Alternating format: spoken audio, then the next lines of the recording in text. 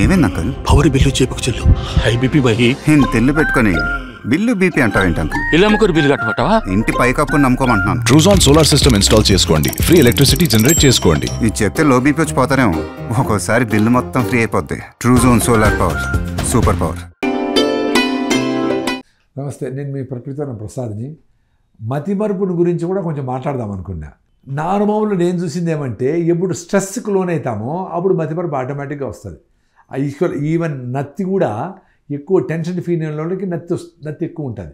By birth కొంతమందికి defect ఉంటే అది వేరే, కానీ ఈ ఎవరేమనుకుంటారో ఎవరేం చూస్తూ ఉంటారో అనుకునే ఆందోళన మానసిక పరిస్థితి వల్ల మతిమరుపు ఎక్కువవుతుంది. వదిలేస్తాము, అయిపోతే గుర్తుంటే ఉంటుంది లేకపోతే లేదు అనుకోవడమే మతిమరుపు నుంచి బయటపడేదానికి ఫస్ట్ స్టెప్. రెండోది, మనకి ఇంట్రెస్ట్ ఉండే సినిమాల పేర్లన్నీ గుర్తుపెట్టుకుంటారు.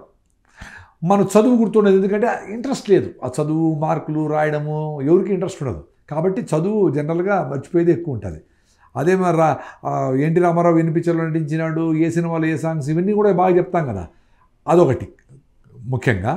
రెండోది, ఈ ఫాస్ట్ ఫుడ్స్, ఈ అడిక్టివ్ నేచర్ ఉండే పదార్థాలు, అది సిగరెట్ కావచ్చు, కాఫీలు, టీలు కావచ్చు, కూల్ డ్రింక్స్ కావచ్చు, డ్రగ్స్ కావచ్చు, వీటన్నిటి వలన కూడా బ్రెయిన్లో ఉండే సెల్స్ డీజనరేట్ అవుతూ వస్తాయి.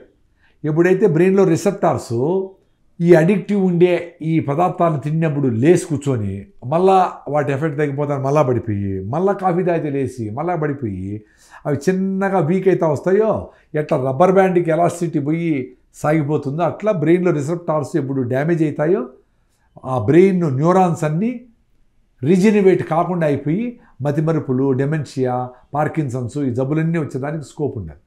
సో ముఖ్యంగా బ్రెయిన్కి కావాల్సింది కొలెస్ట్రాల్. బ్రెయిన్ అంతా కొలెస్ట్రాల్ కదా, ఫ్యాట్. సో కొలెస్ట్రాల్ అని చెప్పి ఇప్పుడు అందరికీ భయపెట్టించేసి వేరుశనగ నూనె వాడకూడదు, కొబ్బరి వాడకూడదు అని చెప్పి అంతా తప్పు సమాచారం ఇచ్చినారు. డాక్టర్ బిఎం హెగ్డే గారు దీని మీద పెద్ద రీసెర్చ్ చేసి, ఆయన vice chancellor of Manipal university, ఆయన చెప్పిన దాంట్లో కొబ్బరి బ్రెయిన్కి టానిక్.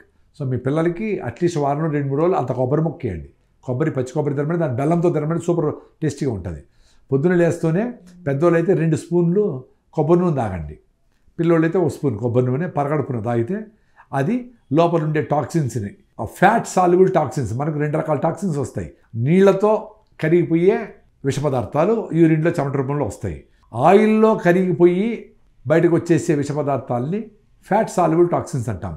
పరగడుపునప్పుడైతే మనం 2 స్పూన్లు కొబ్బరి నూనె, కానీ కొబ్బరి నూనె ముఖ్యంగా ఎందుకంటే బ్రెయిన్ టానిక్ అది. సో అది పోయినప్పుడు లోపలంతా క్లీన్ చేసుకొని వచ్చి డ్రైన్ చేస్తుంది. సో కొబ్బరి వచ్చి బ్రెయిన్ టానిక్. ఇంకా మీకు బ్రహ్మి అనే మొక్కని ఫ్రెష్గా మీరు జ్యూస్ చేసుకొని తాగొచ్చు, కషాయాలు చేసుకోవచ్చు. బ్రహ్మి పౌడర్తో మీరు రాత్రి పడుకునేటప్పుడు 2 స్పూన్లు బ్రహ్మి పౌడర్ వేసుకొని తాగితే కూడా అది మీ మెమరీని వాటిని పెంచుతుంది. బ్రహ్మి మీకు కొన్ని మంచి కంపెనీలు పౌడర్ దొరుకుతాయి. మీకే మొక్కలుంటే మీరే ఇంట్లో పెంచుకొని తాగితే ఇంకా మంచిది బ్రహ్మి. త్రిఫల చూర్ణం కూడా బ్రెయిన్కి బాగా పనిచేస్తుంది. త్రిఫల చూర్ణం కూడా రాత్రి పడుకునే ముందర 2 స్పూన్లు వేసుకొని తాగితే ఫ్రీ మోషన్ కావడంతో పాటు సి విటమిన్ రిచ్గా చేసి మీ కొన్ని రకాల న్యూట్రిషన్ డెఫిషియన్సీని అది తప్పించేదానికి ఛాన్స్ ఉంది.